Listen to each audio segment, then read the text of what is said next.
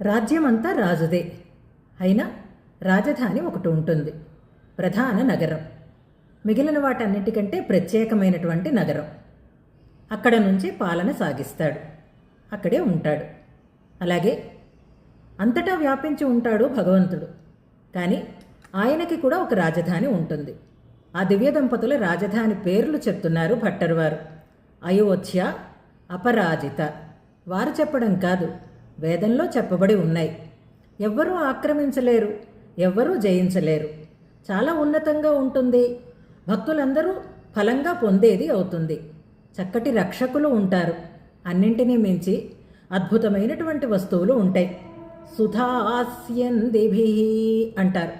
ఒకటా రెండా, నిండిపై ఉంటుంది.